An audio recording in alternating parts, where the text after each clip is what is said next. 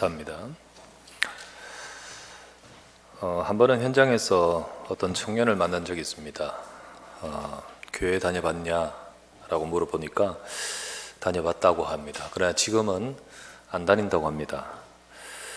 자기는 열심히 믿었대요. 열심히 믿었는데 실제로는 응답은 잘 모르겠고, 그런데 교회에서 실망스러운 일을 겪으면서 교회를 안 다녔다고 합니다. 그래, 너는 열심히 다녔지, 사실은 믿은 것 아니다. 너는 하나님을 만난 것 아니다 라고 말했습니다. 그리고 하나님이 네게 주신 중요한 것은 네가 발견하지 못하고 모른 채 결국은 네가 열심히만 네가 했는 것이지 절대 믿은 것 아니다. 하나님께서 나를 구원하고 그러기 위해서 예수 그리스도를 보내셨고, 그 예수 그리스도를 믿을 때 하나님이 내 안에 함께 하시는 것, 그것이 신앙생활인데, 그것이 복음인데, 실제로는 너는 그것을 모른 채 열심히만 했는 것이다. 그러면서 복음을 전하고, 사실 자기가 그 영접하면서 이런 고백을 해요. 자기는 열심히 하라는 말만 들었지 이런 말은 처음 듣는다는 거죠. 열심히 하라는 말은 들었지 네 안에 그리스도가 계시는, 정말 그리스도께서 너를 살리시는, 그래서 신앙생활이라는 것은 열심히 하는 게 아니고 하나님이 네 안에 함께 하신 비밀을 누리면서 그 가운데 열심히 되어지는 것이라는 사실을 처음 들었다는 거지요. 여러분, 왜 응답이 없느냐? 왜 하나님의 역사가 없느냐? 하나님이 주신 그것, 복음에는 주목하지 않고 내 생각과 내 각인된 것, 그것 가지고 열심히 하는 사람도 있고 열심히 하는 사람이 있겠죠. 근데 중요한 것은 그것 가지고 하는 거예요. 그런데 실제로는 그 안에 그리스도가 계시고 역사하시고, 오늘 말씀대로 오직 네 안에 그리스도께서 사시는 것이라 라는 말씀대로 그리스도께서 사셔서 역사하시는 생명의 비밀은 모르는 겁니다. 오늘 여러분과 저의 삶에 지금도 함께 하시는 그리스도의 역사가 함께 하시기를 바랍니다. 하나님은 분명히 지금도 역사하고 계십니다. 그리고 세상을 살리는, 구원하는 일을 위해서 특별히 세상 모든 것 주관하고 계시지만 특별히 하나님의 백성 속에 역사하고 계십니다. 하나님께서 바로 그 일을 위해서 하나님이 우리에게 복음을 주셨고, 이 세상에 복음을 주셨고, 이 복음이 증거됨으로써 지금도 구원의 일을 이루고 계십니다. 그러나 반대로 사탄은요, 어떻게 하든지 교회로 하여금, 어떻게 하든지 성도로 하여금 복음을 놓치고 종교화되게끔 활동합니다. 그래야 되지요. 그래야만 하나님의 역사와 응답을 못 볼 것이고, 그래야만 지금 하나님이 행하시는 구원의 일을 막는 거예요. 구원의 일을 이룰 수가 없는 겁니다. 하지만은 그때마다 하나님은 다시 회복할 자를 부르시는 거예요. 또 다시 회복하게끔 하십니다. 그래서 이것을 일컬어서 복음과 종교의 싸움이라 할 수 있습니다. 이게 계속해서 진행이 됩니다. 지금도 마찬가지예요. 지금도. 그래서 저와 여러분들은 오늘 우리가 이 말씀을 통해서 다시 한번 오직 복음 되겠다 붙들기를 바랍니다. 첫 번째 나눌 말씀은 복음과 종교의 싸움 가운데 있는 교회, 복음과 종교의 싸움 가운데 있는 성도. 왜 종교를 복음의 반대처럼 말하죠? 기독교도 종교 아닙니까? 예, 그런 범주에 넣지요. 근데요, 이 종교란 것이 원래는 좋은 뜻이기도 한데, 그런데 이게요, 종교란 원래 뜻은요, 이 종자가 무슨 종자냐면 마루 종자입니다. 그리고 교자는 가르칠 교요. 그래서 마루가 뭡니까? 제일 높은 데의 뜻이잖아요. 그게 으뜸이라는 뜻이에요. 그래서 이 세상에 학문들이 많지만은 종교란 것은 그 학문과 비교할 수 없는 가장 중요하고 가장 으뜸이 되는 가르침이다, 이런 뜻으로 종교. 그런데 그 으뜸이 되는 가르침은요, 이 종교 저 종교 다 으뜸이 되는, 비교할 수 없는 으뜸이 되는 다 종교로서의 가르침.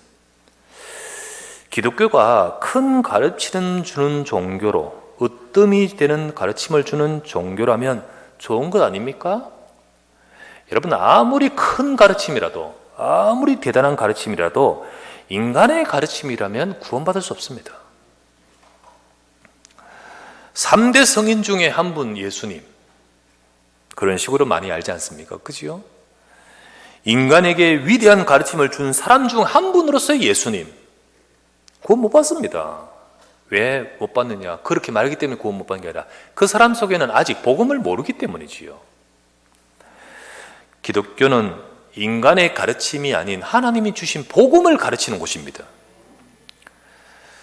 그런데 문제는 뭐냐 하면 하나님이 주신 이 복음이 인간의 가르침 수준으로 전락해 종교화 되는 것이 문제라는 거지요.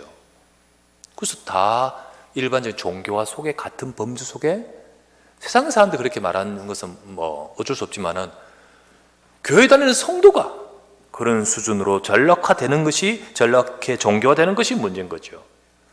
복음을 잃어버리고 율법되고, 복음을 잃어버리고 선행이 되고, 복음을 잃어버리고 노력이 되고 열심히 된다면 종교화되는 그 흐름이 계속해서 되어지는데 그거 따라가는 거예요. 이스라엘 백성이 그랬었습니다. 이스라엘 백성이 하나님이 주신 언약을 자꾸 놓치고 종교화되었습니다.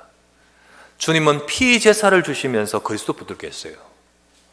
주님은 성전을 통해서 그리스도 붙들게 했어요. 주님은 안식을 지키라 하면서 그리스도를 붙들게 하고, 할례를 행하게 하면서 그리스도 안에 하나님 백성임을 알게 하고, 절기를 지키게 하면서 그리스도의 복음을 붙들게끔 했어요. 근데 이스라엘 백성은 그거 다 진짜 중요한 복음을 놓쳐버린 채 율법과 전통이라는 껍데기만 가지고 자기 민족 종교로 만들어버린 거예요. 우리가 이것 가지고 있는 선민이라고. 그러니까 자기들도 복음 놓칠 뿐만 아니라 세상을 살리는 중요한 하나님의 역사를 다 놓치게 되어버린 거죠. 그렇게 될 때마다, 언약을 잃을 때마다 하나님 백성은 복을 받아야 되는데 그 하나님 백성에게 재앙이 찾아와 버리는 거예요. 사탄은 이렇게끔 역사합니다. 사탄은 계속해서 그렇게끔 역사해요. 하지만 하나님은 그때그때마다 언약을 놓치지 않고 언약을 정말로 붙든 자를 통하여 역사합니다. 하나님은 바로 그 한 명, 소수라 할지라도 그와 함께 같이 계시고, 그리고 하나님은 또 그를 통하여 그 시대의 복음을 회복하게끔 역사하시는 거예요. 그리고 이 땅에 임해 있는 재앙을 바꾸셨습니다. 그 시대, 바로 그때의 세계 복음화를 그를 통하여 이루시는 거예요. 그러나 얼마 안 가서 또 놓치는 거죠. 이게 계속해서 반복됐다는 거예요. 얼마 안 가서 또 놓치는 거예요. 이 흐름이 반복되고 있는 그 사이에 바로 교회가 서 있고요. 이 흐름이 계속 반복되고 있는 그 사이에 바로 성도가 서 있는 것입니다. 그러면 성도는 어느 흐름으로 갈 것인가? 어느 길로 여정으로 갈 것인가? 이게 우리의 선택인 거예요. 어떤 흐름을 따라갈까요? 언약을 놓쳐버리고 세상에 속에서 주어지는 창세기 3장, 6장, 11장 사탄이 교묘하게 속이면서 우리를 하여금 언약 떠나 그 흐름을 따라가던 그 흐름의 길을 걸을까요? 아니면 복음을 붙든 렘넌트 남은 자로서 우리는 언약 잡고 가야 될까요? 하나님은 오직 복음을 붙든 자에게 역사하십니다. 그에게 하나님은 그 수준과 상관없이 하나님은 일하시고 성취하십니다. 이 갈라디아 교회는요, 복음이 임했었습니다마는 복음을 떠나 지금 종교로 빠져들고 있는 상황이었습니다. 그때 바울이 이 편지를 적은 거 아니겠습니까? 그러면서 지난주에 보았다시피 바울이 뭐라 했습니까? 갈라디아 1장 6절에서 7절, 그리스도의 은혜로 너희를 부르신 이를 이같이 속기 떠나 다른 복음을 따르는 것을 내가 이상하게 여기노라. 다른 복음은 없나니 다만 어떤 사람들이 너희를 교란하여 그리스도의 복음을 변하게 하려 함이라. 거기서 변하도록, 거기서 다른 복음으로 빠져들도록 만들죠. 그래서 바울이 이 말씀을 진짜 이상하다, 너희로 하여금 변하게 만드는 거야. 그러면서 오늘 갈라디아 2장에 한 사건을 말하고 있습니다. 한 사건을 상기시키면서 말씀하는데 그 사건이 뭐냐면 바로 이 갈라디아 교회에 침투하여 다른 복음, 율법주의가 발현된 그때 그 사건, 그거를 오늘 설명하고 그러면서 교훈을, 말씀을 주고 있습니다. 두 번째 나눌 말씀은 율법주의 발현과 예루살렘 회의에 대해서. 바울이 갈라디아 교회를 어떻게 세웠냐 지난번 설명했죠. 1차 전도 여행 때 사역하면서 교회가 세워집니다. 이 본문이 사도행전 13장 14장입니다. 순회하여 사역하여 복음이 증거되고 전도운동이 일어난 이후에 바울은 원래 출발했던 안디옥 교회로 돌아옵니다. 안디옥 교회에 와서 귀환하여 사역을 하는데, 그리고 나중에 2차 전도 여행에 출발하겠죠. 그 사이였습니다. 그때 한 사건이 안디옥 교회에 생겼어요. 그 사건으로 인하여 교회는 혼란에 빠지고 많은 그 복음받은 성도들이 시험에 빠지는 거예요. 그게 뭐냐? 아까 사도행전 13장 14장이 그 1차 전도여행이었죠. 그 사건이 뭐냐면 15장에 나옵니다. 사도행전 15장이고 이제 그거 끝난 이후에 2차 전도여행 가요. 출발해요. 사도행전 15장의 일은 무엇이냐? 예루살렘 교회에서, 지금 안디옥 교회로 예루살렘에 있는 그 교회에서 어떤 사람들이 내려와가지고 안디옥 교회에 와서 뭔가를 주장을 해버리는 겁니다. 그런데 이 온 손님들이, 이 사람들이 어떤 사람입니까? 어떤 사람이냐? 그 예루살렘 교회에서 오셨던 분이라니까. 마가다락방 교회에서 오셨던 분이에요. 이들이 안디옥 교회 성도들이 늘 흠하고 거기 그곳에 있던 교회, 그분들이 오셨는데 와서 하는 말을 한 것은 이게 엉뚱한 말을 하는 거예요. 그 본문이 사도행전 15장입니다. 그때 그들이 와서 했는 말이 바로 무슨 말? 율법주의자들이 했는 말이에요. 그때 들었던, 그 말을 들었던 그 이방인 성도들이요, 전부 시험을 드는 거예요. 아니, 이 사람들이 얼마나 대단지 안디옥에 그 먼 곳에까지 와서 말하고 이들이 돌아다니면서 그 말을 하는, 이걸 퍼뜨리는 거예요. 그 내용이 뭐냐? 한번 제가 읽어볼게요. 사도행전 15장 1절에서 6절 읽어봅니다. 어떤 사람들이 유대로부터 내려와서, 유대 예루살렘에부터 내려와서 형제들을 가르치되 너희가 모세의 법대로 할례를 받지 아니하면 능히 구원을 받지 못하리라 하니, 예수만 믿어서 되는 것이 아니다. 할례도 받아야 된다. 바울 및 바나바와 그들 사이에 적지 않은 다툼과 변론이 일어난지라. 막 성도들이 넘어지니까 이 무슨 이야기, 그들과 막 싸우는 거죠. 그 형제들이 이 문제에 대해서 바울과 바나바와 및 그 중에 몇 사람을 예루살렘에 있는 사도와 장로들에게 보내기로 작정하니라. 그들이 교회 전송을 받고 베네게와 사마리로 다니며 이방인들이 죽게 돌아온 일을 말하여 형제들을 다 크게 기쁘게 하더라. 예루살렘에 도착해서 이르러서 교회와 사도와 장로들에게 영접을 받고 하나님이 자기들과 함께 계셔서 행하신 모든 일을 말하며, 이제 바리새파 중에 어떤 믿는 사람들이 일어나 말하되 이방인에게 할례를 행하고 모세 율법을 지키라 명하는 것이 마땅하다 하니라. 사도와 장로들이 이 일을 언론하러 모여. 자, 요 일이 벌어집니다. 그때 바울이 그 사람들이 내려왔을 때 다퉜댔잖아요. 무슨 소리 하는 거냐라고 하면서, 너들 어디서 왔니? 예루살렘 교회에서. 그런데 엉뚱한 소리, 그들과 막 다투면서 변론을 하고 결국은 교회에서요, 이 바울과 바나바 몇 사람 중에 디도가 포함됩니다. 파송해서 예루살렘으로 보냅니다. 그 본문이 오늘 본문에 나오는 거예요. 자, 오늘 갈라디아서 2장을 보십시오. 2장 1절에서 2절 다시 보면, 14년 후에 내가 바나바와 함께 디도를 데리고 다시 예루살렘에 갔나니, 이겁니다. 이 사건입니다. 그때 뭐라냐? 계시를 따라 올라가 내가 이방인 가운데 전파하는 복음을 그들에게 제시하되, 지금 복음이 증거되어 이방인들에게 증거된 그 복음을 그들에게 제시하되, 유력한 자들에게, 유력한 자가 누구냐 합니까? 제일 유명한 베드로, 그리고 요한, 야고보, 이런 유명한 사람들에게 사사로이 개인적으로 하고, 그리고 또 전체 그들에게 이제 말합니다. 사사로이 한 것은 내가 다름질하는 것이나 다름질한 것이 헛되지 않게 하려 함이라. 그러나 나와 함께 있는 헬라인 디도까지도 억지로 할례를 받게 하지 아니하였으니 이는 가만히 들어온 이 거짓 형제들을 때문이라. 이렇게 쭉 나가죠. 자, 여기서 바울이 이렇게 말합니다. 계시를 따라 올라갔다. 아까 사도행전에 보니까요, 교회가 보내기로 작정했다 했지 않습니까? 그러니까 보냈는데 바울은 여기서 계시를 따라 올라갔다 했어요. 바울이 아마도 교회에서 결정하고 올라가는데 기도 많이 했겠죠. 근데 하나님으로부터요, 네가 올라가서 이 복음을 확정시켜야 된다. 이 어마어마한 중요한 순간에 확정시켜야 돼요. 정확한 복음을 가지고 확정시켜야 됨을 하나님으로부터 분명히 응답받은 것이죠.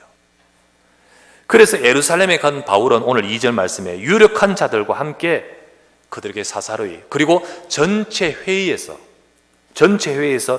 이방인에게 하나님이 주신 증거된 그 복음 속에서 하나님이 하신 역사, 이거를 쭉 메시지하는 거예요. 설명하는 거예요. 증언을 하는 거예요. 그 본문이 우리가 사도행전 15장 읽었죠? 그때였습니다. 5절을 아까 봤죠? 사도행전 15장 5절에 어떤 바리새인들이 일어나, 이렇게 돼 있죠, 그죠?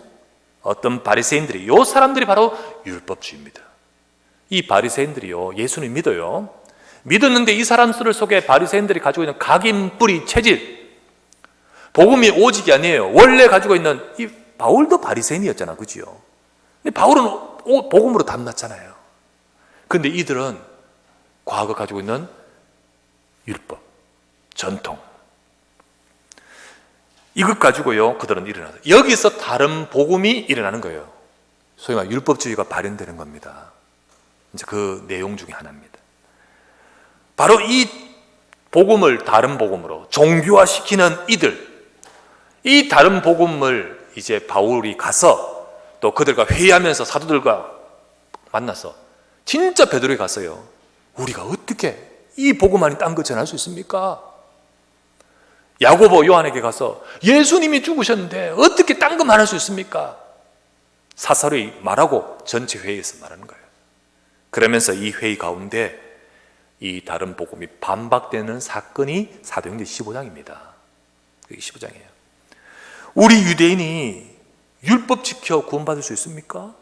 사도행전 15장 보면 이렇게 나와요. 그러면 왜 하나님이 그리스도를 보내셨겠습니까? 이 예수 그리스도를 믿어 구원받는 거 아닙니까? 이방인들이 바로 이 복음 듣고 구원받았는데 이제 와서 우리도 못 지키는 율법을 이방인에게 증거하여 복음을 헛되게 만들 겁니까? 이 상황을 사도들이 파악을 하는 겁니다. 파악하고 나서 이제 어떡합니까? 우리가 예루살렘에서 내려갔던 그 사람들은 우리가 보낸 자들이 아니다. 우리 다 이방인이나 모두 다 예수 그리스도만으로 믿고 구원받는 줄 믿노라. 이렇게 나옵니다. 그게 사도행전 15장이에요. 이때 공식적으로 이방인들에게 전체에 확정시키는 편지를 적어 보내면서 이 복음을 천명하고 확정시키고 전달하는 사도행전 15장의 사건이 바로 그 사건이에요. 그래서 바울은 이걸 가지고 안디옥에 내려와서 베드로와 야고보와 요한이 적은 다 공식 문서 가지고 이방인들에게 저 엉뚱한 소리에 속지 말라, 복음이 뭐냐 라면서 증거하면서 안디옥 교회가 크게 다시 힘을 얻고 오직 복음만 전하는 사명으로 탁 서는 거예요. 그러나 예루살렘 교회는 이 한계를 벗어나지를 못해요. 그 바리새인들이, 그 사람들이 바뀝니까? 안 바뀌어요. 구성원 대다수가 유대인이었던 그 예루살렘 교회, 그들 속에 각인 뿌리 체질이 안 바뀌는 거예요. 오직 복음 돼야 되는데, 여러분과 저도요, 우리는 유대인이 아니지만 우리가 갖고 있던, 여러분 각 사람들이 가지고 있던 우리 옛날 것 있잖아요. 이걸 딱 고수한 채 안 바뀌고 있으면 이 상황인 거죠. 이 상황인 거예요. 결국은 예루살렘 교회는 더 이상 귀하게 쓰임받지를 못해요. 더 이상 쓰임받지를 못해요. 하나님의 역사와 능력이 임하고 그 역사 속에서 세계복음화해야 되는데 그게 안 되는 거예요. 사탄은요, 예루살렘 교회를 그랬듯이 또 안디옥 교회에 와서 그렇게 기어들려고 했듯이 이제는 갈라디아 교회 성도를 이렇게 하려고 지금 그렇게 역사하는 겁니다. 오직이 안 되면 다른 것으로 가게 되어 있습니다. 이스라엘 백성들이 광야에서 오직 주신 하나님의 언약 잡고 말씀 붙들지 않으니까 하나님의 역사, 성취, 응답을 못 보고 광야에서 그냥 다 끝나버렸잖아요. 그렇지 않습니까? 하나님이 주시는 역사와 응답을 누리지를 못하는 거지요. 그래서 세 번째 나눌 말씀, 오직 그리스도 복음으로 사는 성도의 응답, 그 사람에게 하나님의 역사와 응답을 보는 거예요. 우리 사랑하는 성도님들, 오직 그리스도 복음으로 사시기를 주의 이름으로 축원합니다. 기억하십시오. 다른 복음은 없습니다. 그것은 종교일 뿐입니다. 율법 지키고, 우리는 뭐 율법, 모세율법 이러진 않잖아요. 그런데 우리 속에 가지고 있는 다른 율법, 내가 가지고 있는 틀, 그죠?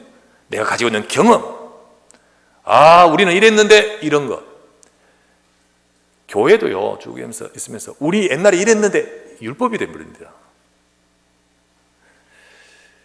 그것은 종교입니다.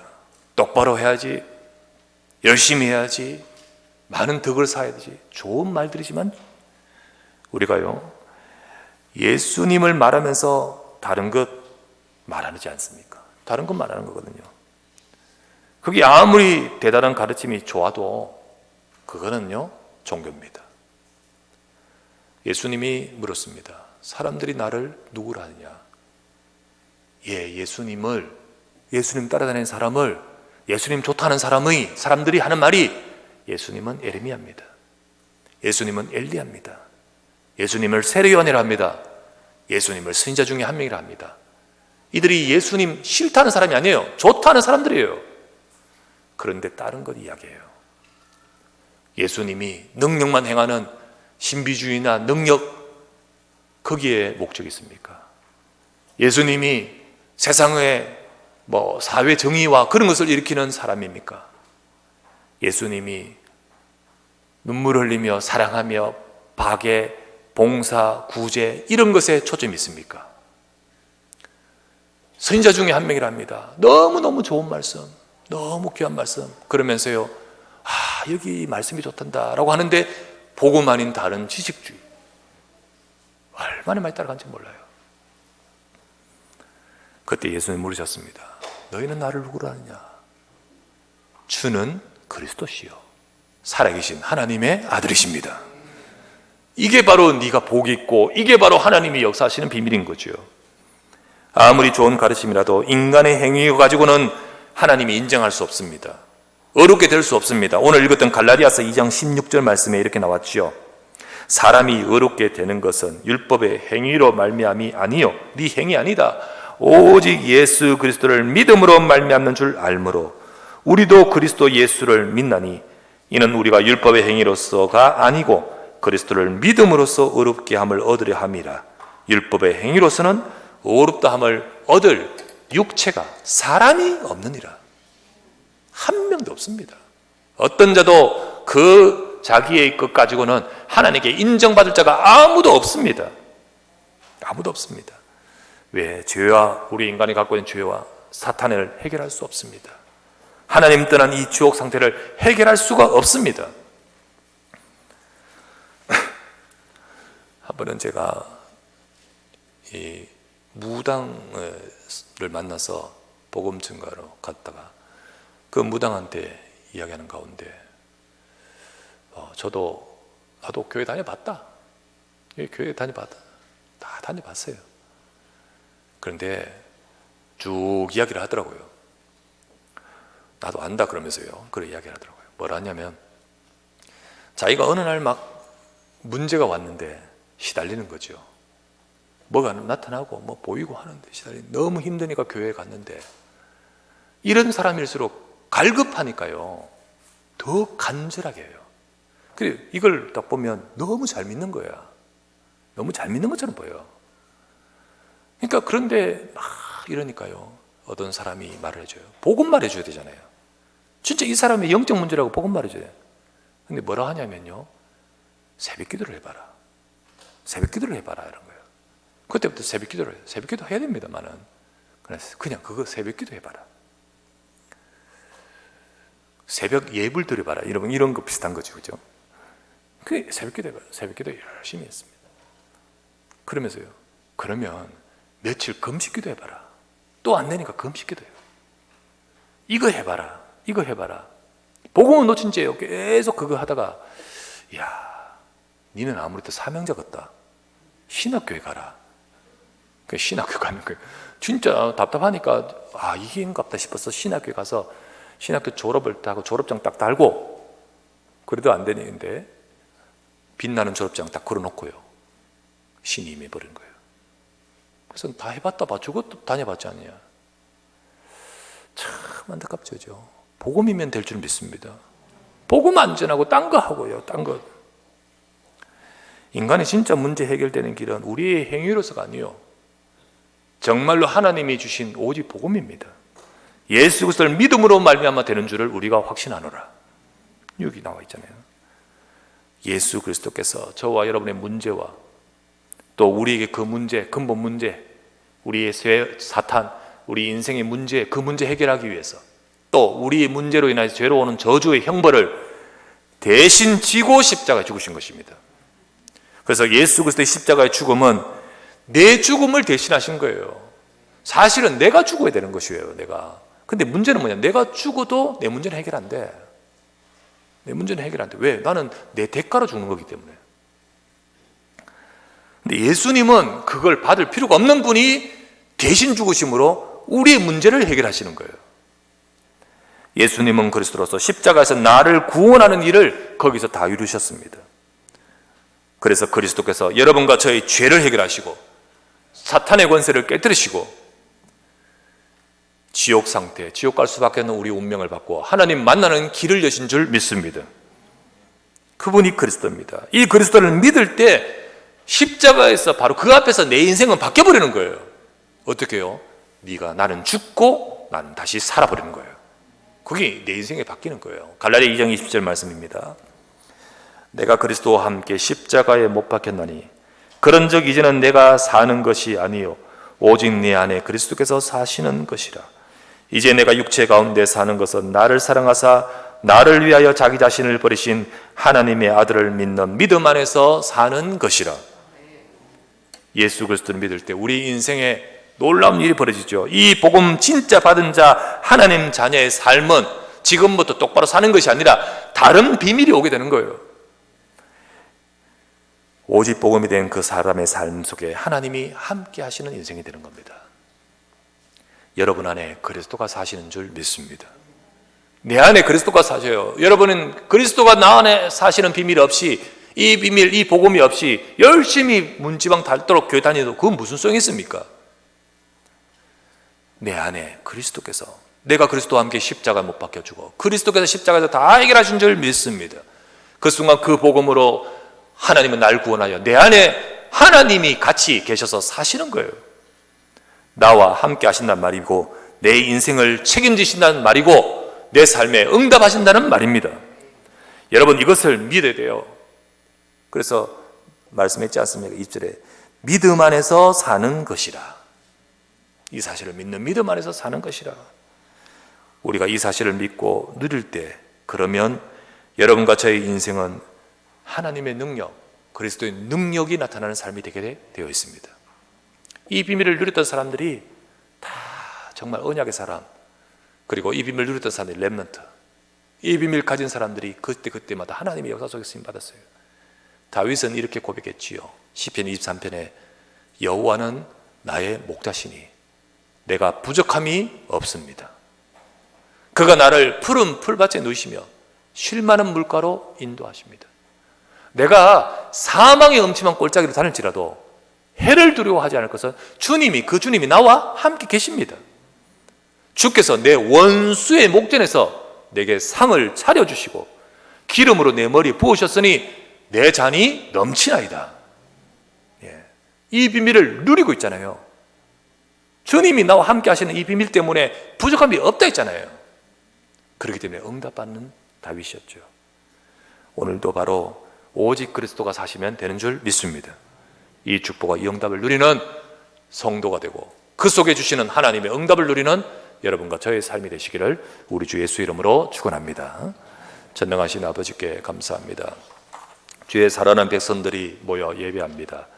오직 내 안에 그리스도께서 사시는 비밀을 누리는 우리의 삶이 되게 하옵소서. 우리 주 예수 그리스도 이름으로 기도드리옵나이다. 아멘.